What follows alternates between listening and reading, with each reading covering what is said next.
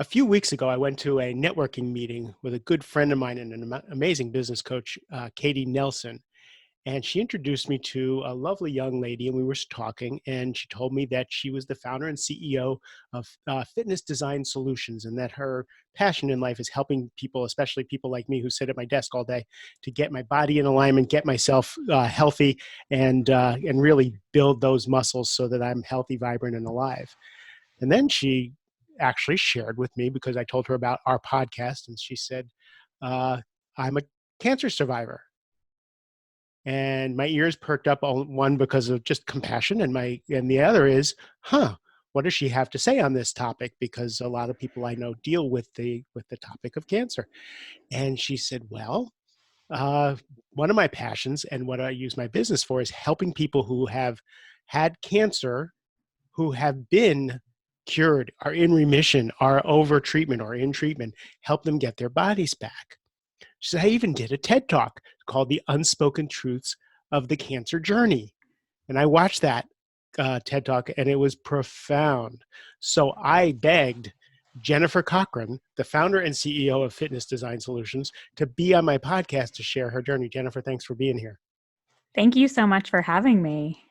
When we're at a networking meeting, we have drinks in hand, we got the wonderful sliced tenderloin, and we're just chatting, and then you come out with this, and we have this really raw conversation about this is the thing that just really kind of blew me away, was early detection, treatments, all this stuff. We are really on the cutting edge. We are crushing it, and people are surviving at just ridiculously wonderful rates from all different kinds of cancers. But then Yes. you go back to work and you're like, I did my treatments, I'm cancer free, I'm good. And then you have your bad days because your body has been destroyed by the treatments. You're tired, you have all this stuff, and nobody talks about it. Yes. You're here to talk about that. Yeah, it was kind of crazy. Very shortly after I was diagnosed, I had worked with cancer patients for over a decade before I was diagnosed. And I'm a master Pilates trainer. And I had done a thesis paper on all the breast cancer surgeries and treatments and all the effects it had on the body. So I was in this really weird place, right? As a patient, I had a lot of information. Most people are drinking from a fire hose. I was really, I could be a bit more analytical about it because I was like, okay, I have a thing. I'm like in the best physical shape of my life. I just have this problem that I have to go deal with, which was very much my mindset. And I remember the problem being you were diagnosed with? I had cancer. I had breast cancer. Okay. I was diagnosed with breast cancer 2 days after the hands down best physical of my life. My cholesterol was down 40 points.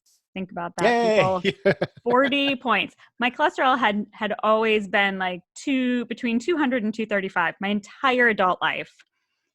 I found out 5 or so years ago that I was celiac, and I completely cut out gluten, and I found out I had a dairy allergy, a sensitivity to dairy, and I had cut that out. And within a year of doing that, my cholesterol dropped 40 points. My body just didn't like it. I cut it out. So my cholesterol's down 40 points. I'm running the best pace as an adult. All the things where my weight was a great weight, was the best weight I had been at. And then 2 days after that appointment, I went for a mammogram that started me on the path of being diagnosed with breast cancer at 43. So it was really interesting because I sat on a couple of boards at the time, and I had shared with my fellow board members that I was going to be going through this treatment. And then I chaired a committee, and I had shared with the committee members, and one of the ladies was a breast cancer survivor. And she somewhat flippantly said to me, walking out of a meeting the night that I had shared that, oh, in about 2 years, you'll be back to normal. And I remember thinking, that did not compute with being in the best case of your life, and you're just going to go take care of this. Yeah, I was like, whatever. Honestly, I was kind of like, oh, okay. I mean, at this point, I didn't even know, was I going to need chemo? Was I going to need radiation? Was I going to need anything other than surgery? Because it just didn't know. We weren't 100% sure. There was what they thought was going on, and then you in my case, it all appeared very early stage. My MRI, it looked like it was stage 1. When I had surgery 6 weeks after my MRI, I was stage 2B. So I did do chemo, and then I had an immunotherapy for a year because my type is HER2 positive.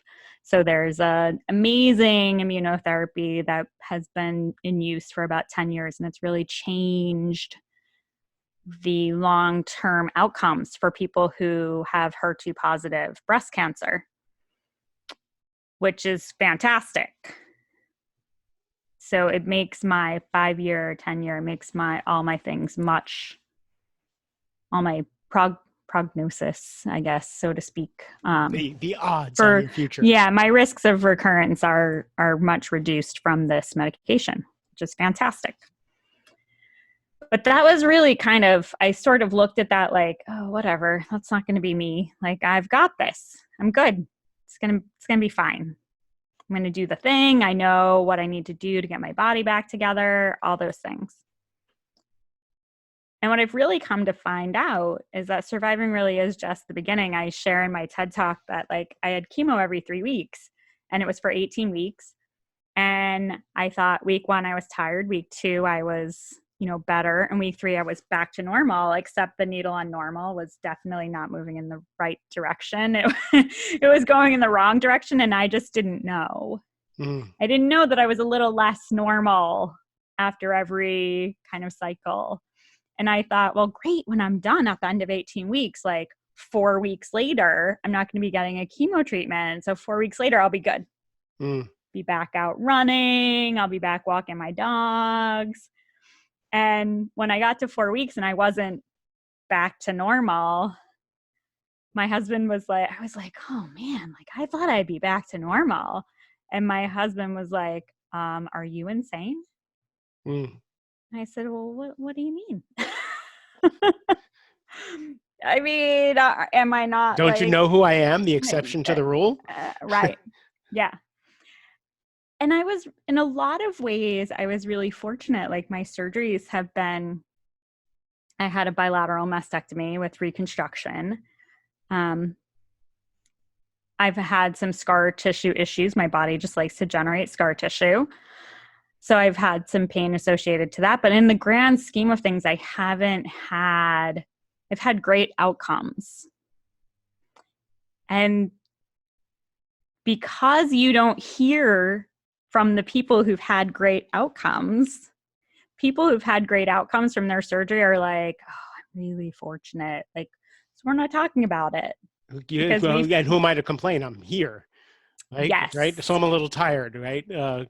So here you are. You're going through chemo. People are compassionate. People help you. People understand all that stuff. Now you're done with chemo. You think you're supposed to be back to normal.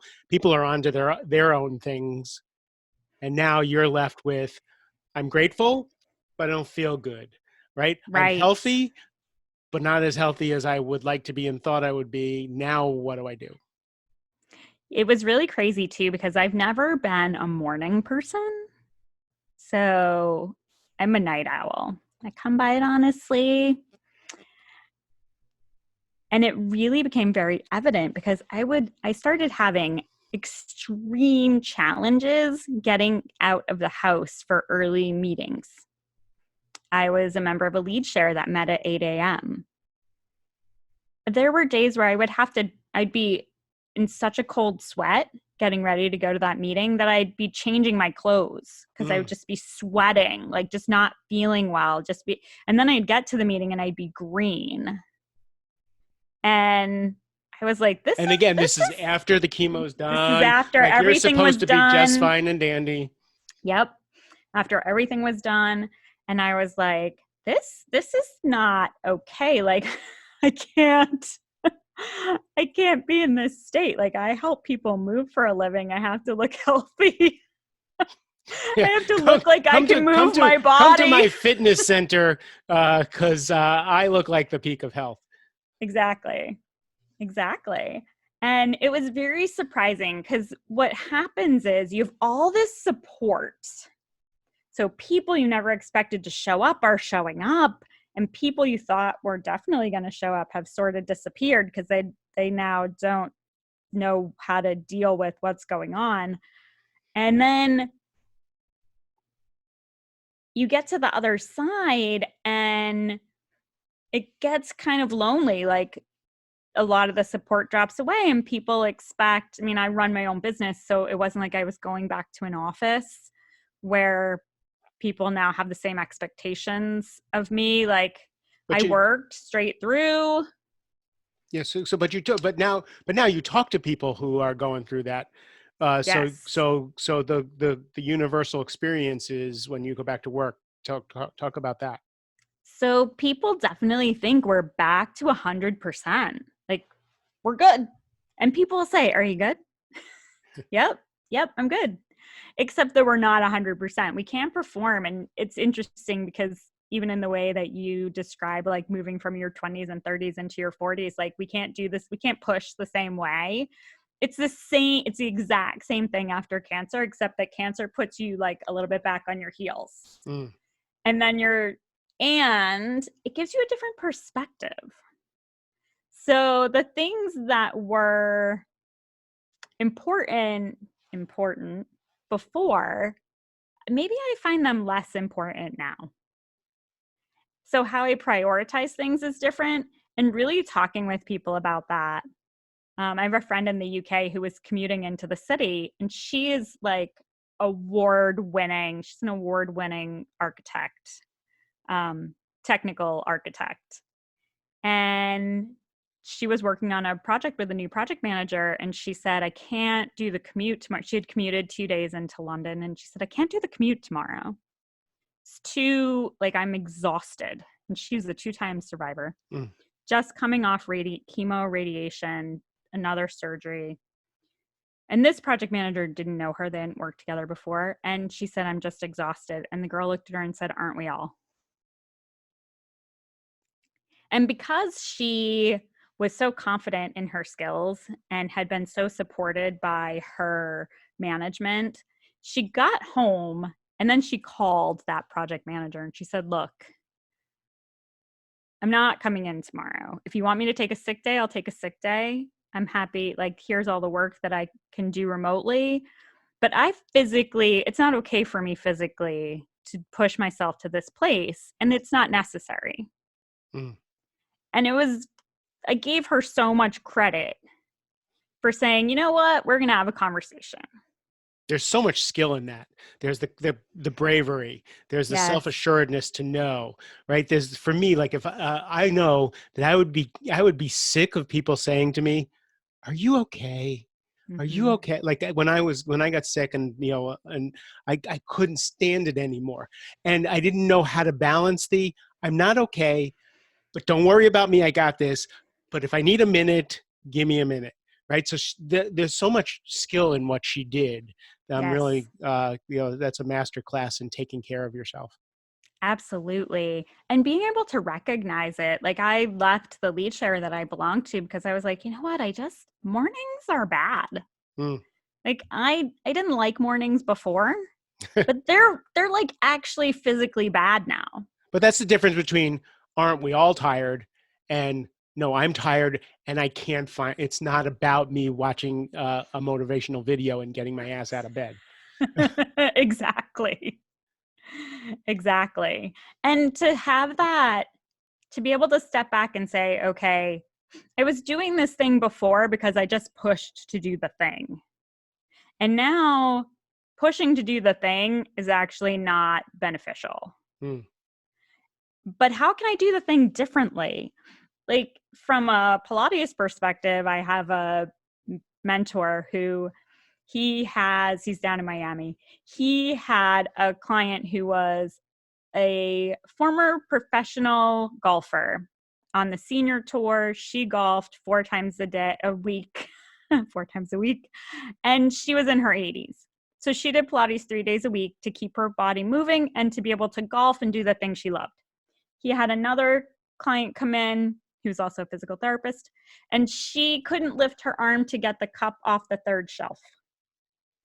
And after about 3 weeks of her being very unhappy, having to come to physical therapy. He said, "What is the goal?" And she said, "To get the cup off the third shelf." And he said, "Can you put it on the first shelf?" Mm. And she said, "Oh, yeah." He never saw her again. Hmm. Her goal was met in a different way. Right. That is totally an allegory for midlife. Is at some point we have to work smarter. We have to think of different solutions. We can still get the same things done. We can still accomplish. We can still be successful. Just got to find a new way. So this, what you're talking about in surviving cancer, is a quickening of that necessity. Yes. So now you talk to people about this all the time. What do you usually find when you're talking to people, and what are the challenges, and what are the solutions you're usually having conversations about? It's so interesting because I was thinking about this earlier today. I've spoken to so many people this week that were having some level of survivor's guilt, Mm, for exactly the reasons that, like, with my surgery was fairly seamless. I didn't have a lot of issues. Everything's gone really well. Um, and there's so many people that don't experience that. And then you don't want to talk about the things that have gone really well for you because there's a lot of people that haven't, or like I was speaking with someone earlier today, and she, thank God, she felt a lump. She went to the doctor. She got it looked at. It was 3 weeks to she felt a lump till they took it out. mm. She was stage 1. She didn't need anything more than surgery. She's doing really well. She's like 2 months out from recovering from surgery. And she was like, "But I mean, it, I really didn't have all the things." And I'm like, "You had a major surgery. You had cancer." Like, I want all the survivors to be like you. I want everyone to go straight to the doctor. I want everyone to get the screenings. Like, it's when we avoid those things, and I'm a big advocate for, like, get your checkups. Mm. I don't care how healthy you are. I don't care how much family history you have. Like, get your checkups. Early is good.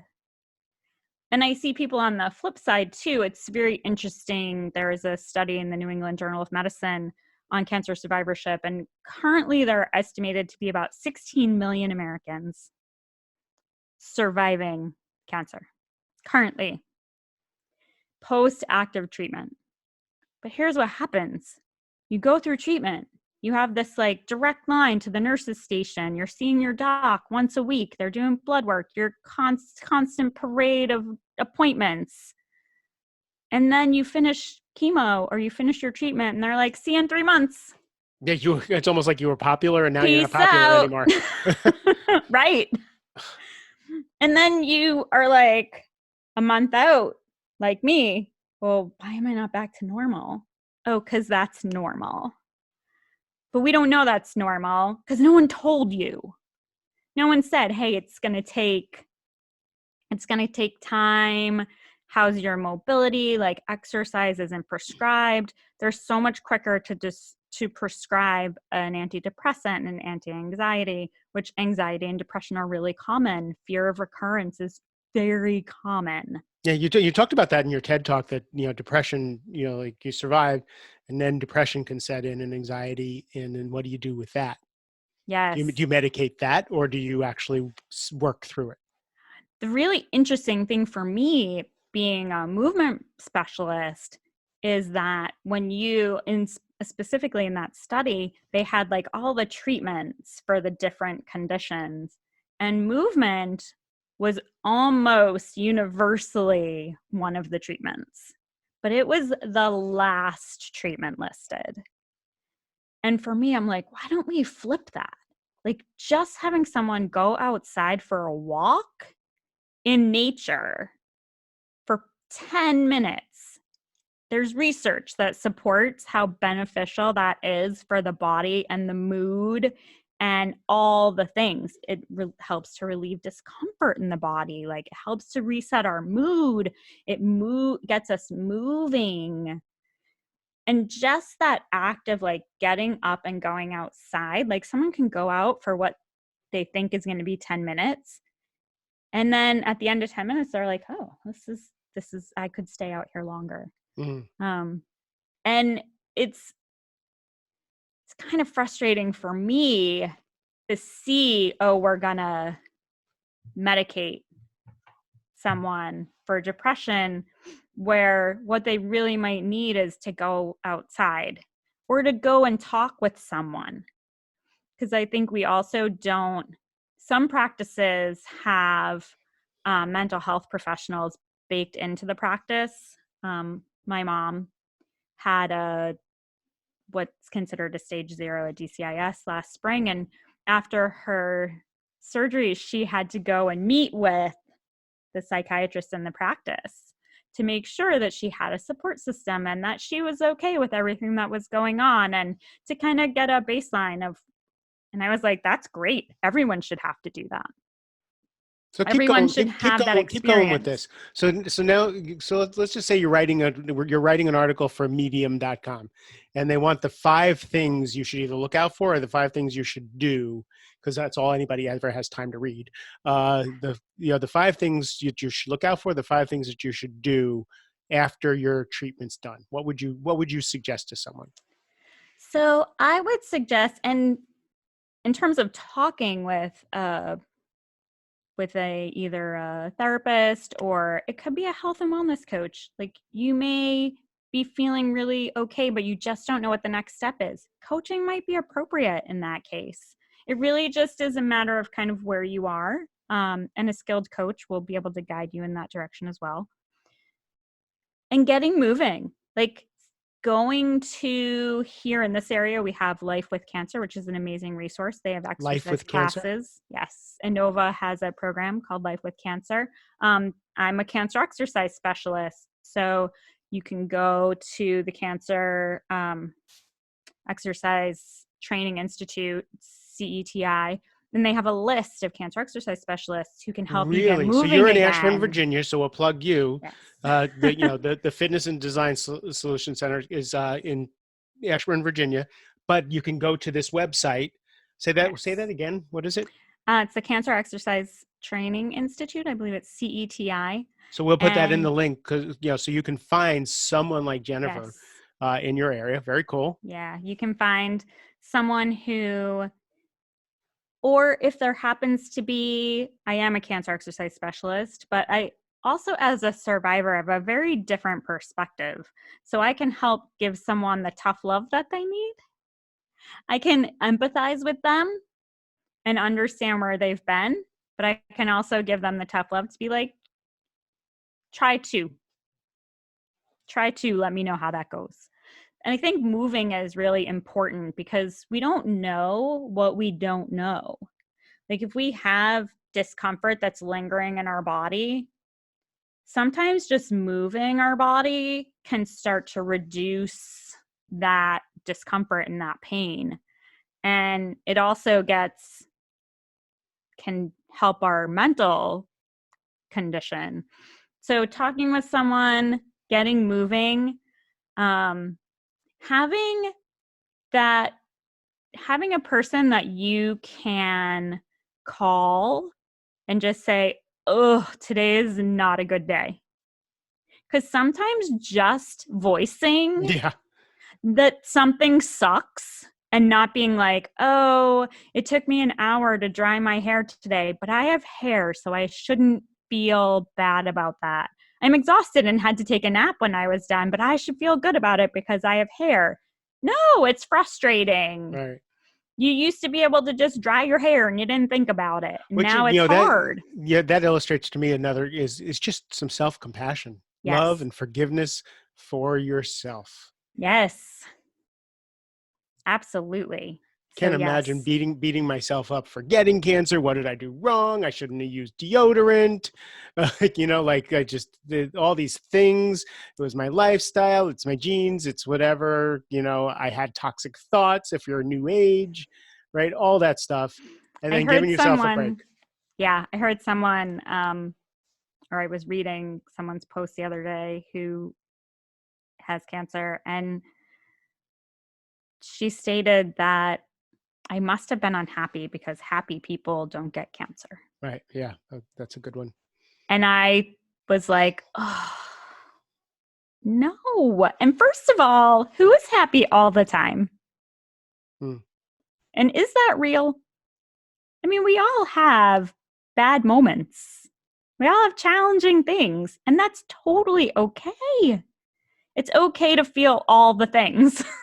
true. Can't have the light without the dark. If it was light all the time, we would all be going crazy. Yeah. Just like if it was dark all the time.